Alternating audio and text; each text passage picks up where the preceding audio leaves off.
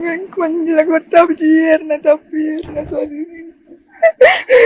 ನನ್ನ ಮಗನ ತಪ್ಪು ಯಾಳ ತಪ್ಪು ಏರ್ನ ತಪ್ಪು ಗೊತ್ತು ಇಂಚಿನ ಕಲ್ಪದೆ ಎದ್ದು ಬಂಗವತ್ತು ಕಲ್ಪದು ಎಡ್ಡ ಸಾದಿಟ್ಟು ரெண்டு ಜೋಕ್ಲೆಗಳು ಎಡ್ಡ ಮನ್ಪುಡು ಆಸೆ ಆನ್ಲೆಂಟೆ ಹೋದದೆ ಕಲ್ಪದು ಒಂಜಿ ಇಲ್ಲೆಲ್ಲ ಕಟ್ಟೊಂದಿತ್ತು ಆನ ಲೈಫ್ಲ ಎಡ್ಲೆ ಸಟ್ಲ ಅವಡೊಂದು ಬಂಗವತ್ತು ಬೆಂದದು ಎಂಕ್ಲೆಗೆ ಪೂರ ದಿಕ್ಕದು ನನಗೆ ಎಂಕ್ಲೆಗೆ ಇಂಚಿನ ನೆಮ್ಮದಿನ ದೇವರ ಕಲೆ ಉಂಡು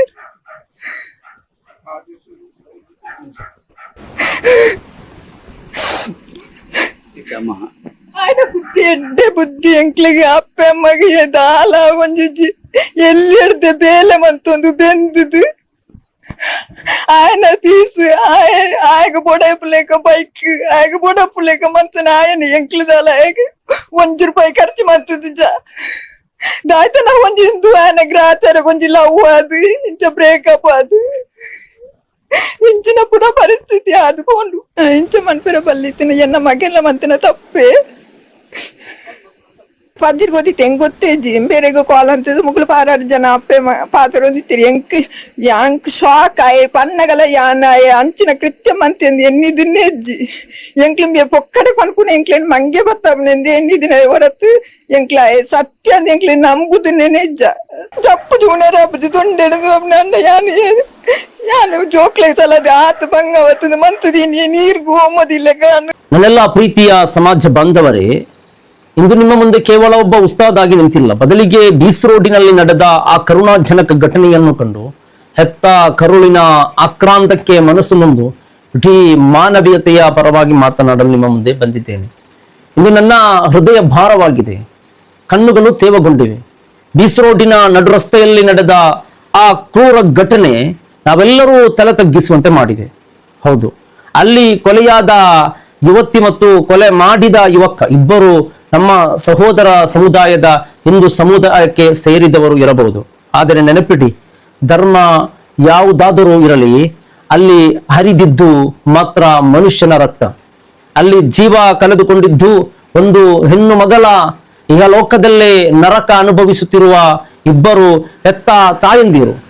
ಪ್ರೀತಿಯ ಹೆಸರಿನಲ್ಲಿ ನಡೆದ ಈ ರಕ್ತಪಾತಕ್ಕೆ ಇಡೀ ಸಮಾಜವೇ ಉತ್ತರಿಸಬೇಕಾಗಿದೆ.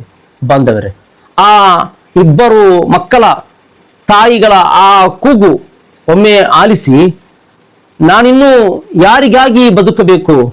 ನೋಡಿ, ಆ ಮಕ್ಕಳ ಆ ತಾಯಂದಿರ ಕೂಗು ಕೇಳುವಾಗ ಬಹಳ ದುಃಖ ಆಗ್ತಾ ಇದೆ. ನನ್ನ ಮಗಳೇ ನನ್ನ ಪ್ರಪಂಚವಾಗಿದ್ದಳು ಎಂದು ಆಕೆ ಎದೆ ಚಚ್ಚಿಕೊಂಡು ಅಳುತ್ತಿರುವಾಗ ಕಣ್ಣು ಕರಗುತ್ತದೆ. ಆ ತಾಯಿ ತನ್ನ ಮಗಳ ಮೇಲೆ ಎಷ್ಟೊಂದು ಕನಸುಗಳು ಕಟ್ಟಿಕೊಂಡಿದ್ದಳು. ತಾನು ಕಷ್ಟಪಟ್ಟು ಸಾಕಿದ ಮಗಳು ದೊಡ್ಡವಳಾಗುತ್ತಾಳೆ, ತನ್ನ ಬಡತನವನ್ನು ತೀರಿಸುತ್ತಾಳೆ, ಮನೆಗೆ ಬೆಳಕಾಗುತ್ತಾಳೆ ಎಂದು ಆ ಹೆಣ್ಣು ಜೀವ ಅಗಲಿರಿಲು ಶ್ರಮಿಸಿತ್ತು.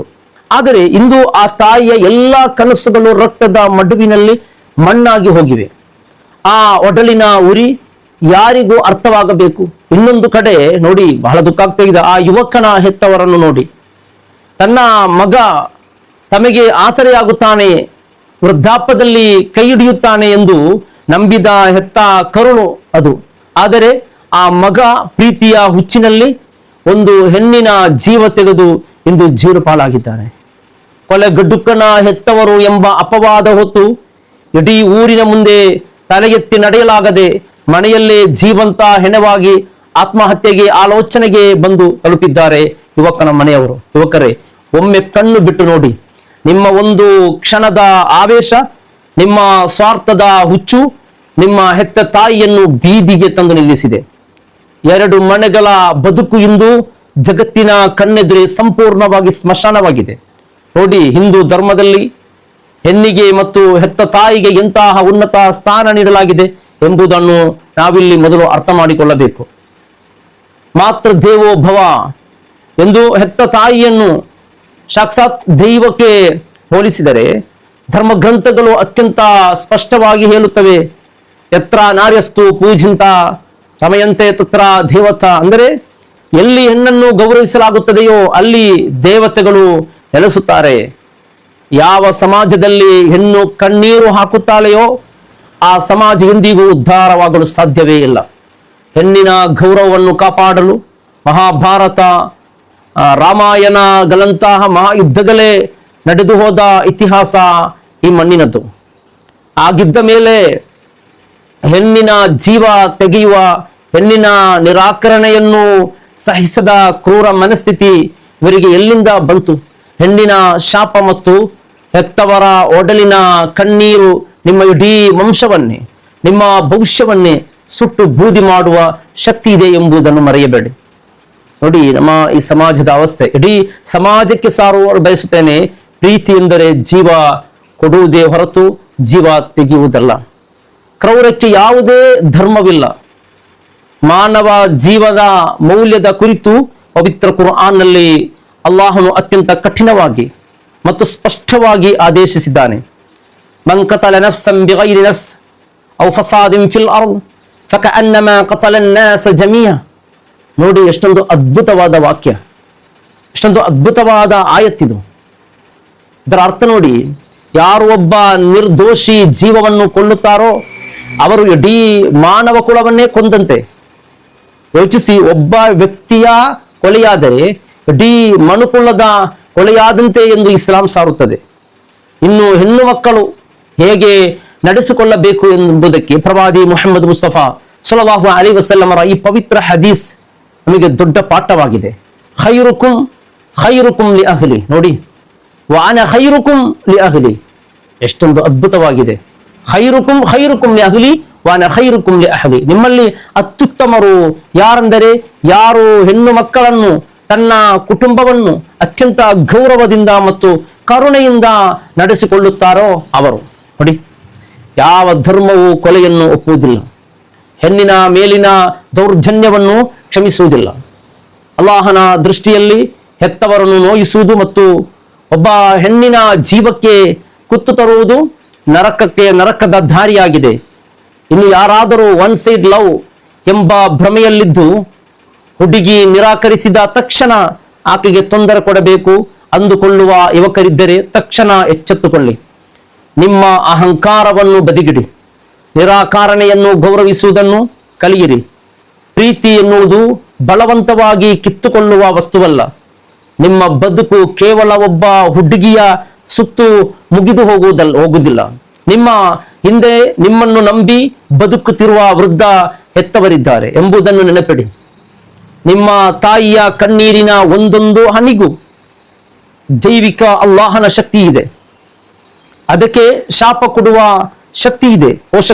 ಪೋಷಕರಿಗೆ ನನ್ನದೊಂದು ಕಲಾಕಲಿಯ ಮತ್ತು ಜವಾಬ್ದಾರಿಯುತ ವಿನಂತಿ. ನಿಮ್ಮ ಗಂಡು ಮಕ್ಕಳೆಂದರೆ ನಮ್ಮ ಪ್ರೀತಿಯ ಗಂಡು ಮಕ್ಕಳಿಗೆ ಕೇವಲ ಹಣ ಸಂಪಾದಿಸುವುದನ್ನು ಕಲಿಸಬೇಡಿ.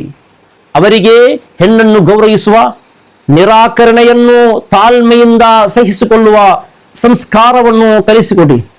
ನಿಮ್ಮ ಮಕ್ಕಳು ಯಾರ ಹಿಂದೆ ಅಳೆಯುತ್ತಿದ್ದಾರೆ, ಅವರ ಮನಸ್ಸಿನಲ್ಲಿ ಏನಿದೆ ಎಂಬುದನ್ನು ಸ್ನೇಹಿತರಂತೆ ಅರಿತುಕೊಳ್ಳಿ. ಅವರು ತಪ್ಪು ದಾರಿ ತುಳಿಯುತ್ತಿರುವ ಸೂಚನೆ ಸಿಕ್ಕಾಗ ಆರಂಭದಲ್ಲಿ ಗಂಭೀರವಾಗಿ ತಿದ್ದು ಬುದ್ಧಿ ಹೇಳಿ. ಇಲ್ಲದಿದ್ದರೆ ಕೊನೆಯಲ್ಲಿ ಕಣ್ಣೀರು ಮತ್ತು ಪಾಶ್ಚಾತ್ತಾಪದ ಹೊರತಾಗಿ ಏನೂ ಉಳಿಯುವುದಿಲ್ಲ. ನೋಡಿ ಸಹೋದರರೇ, ಬಹಳ ಬೇಸರಾಗ್ತಾ ಇದೆ. ನೋಡಿ, ಸಮಾಜದ ಪ್ರತಿಯೊಬ್ಬರಿಗೂ ನನ್ನದೊಂದು ಕಳಕಳಿಯ ವಿನಂತಿ. ಇಂತಹ ದುರಂತಗಳು ಯಾವುದೇ ಧರ್ಮದ, ಯಾವುದೇ ಜಾತಿಗೆ ಸೇರಿದ ಹೆಣ್ಣು ಮಗಳಿಗೂ ಆಗಬಾರದು. ಮಾನವೀಯತೆ ಎಲ್ಲ ಧರ್ಮದ ಮೂಲ ತತ್ವ. BC ರೋಡಿನ ಆ ಹೆಣ್ಣು ಮಗಳ ಮತ್ತು ಆಕೆಯ ತಾಯಿಯ ಕಣ್ಣೀರು ನಮ್ಮ ಇಡೀ ಸಮಾಜದ ಕಣ್ಣುಗಳನ್ನು ತೆರೆಸಲಿ. ಯುವಕರೇ, ನಿಮ್ಮ ಹೆತ್ತವರ ಕಣ್ಣೀರನ್ನು ಒರೆಸುವ ಕೈಗಳಾಗಿ, ಅವರ ಒಡಲನ್ನು ಸುಡುವ ಕೆಂಡಗಳಾಗಬೇಡಿ. ಈ ಸಂದೇಶ ಪ್ರತಿಯೊಂದು ಮನೆಗೂ ತಲುಪಲಿ. ಇನ್ನು ಮುಂದೆ ಯಾವ ಹೆಣ್ಣು ಈ ರೀತಿ ಬಲಿಯಾಗದಿರಲಿ. ಪ್ರೀತಿಯ ಸಹೋದರರೇ, ಆ ಇಬ್ಬರು ತಾಯಂದಿರು, ಆ ಇಬ್ಬರು ಮನೆ ಈಗ ಸ್ಮಶಾನವಾಗಿದೆ. ಆ ಇಬ್ಬರು ತಾಯಂದಿರಿಗೆ, ಆ ಕುಟುಂಬಕ್ಕೆ ಅಲ್ಲಾಹು ಕ್ಷಮೆ ನೀಡಲಿ. ಈ ದೊಡ್ಡ ಪರೀಕ್ಷೆ ನೋಡಿ, ಬಹಳ ಬೇಸರಾಗ್ತಾ ಇದೆ. ಅಲ್ಲಾಹು ಇದನ್ನು ಸಹಿಸುವ ಶಕ್ತಿ ಆ ಇಬ್ಬರು ತಾಯಂದಿರಿಗೆ, ಮನೆಯವರಿಗೆ ಅಲ್ಲಾಹು ನೀಡಲಿ. ಅಸ್ಸಲಾಮು ಅಲೈಕುಂ ವರಹಮತುಲ್ಲಾಹಿ ವಬರಕಾತುಹು.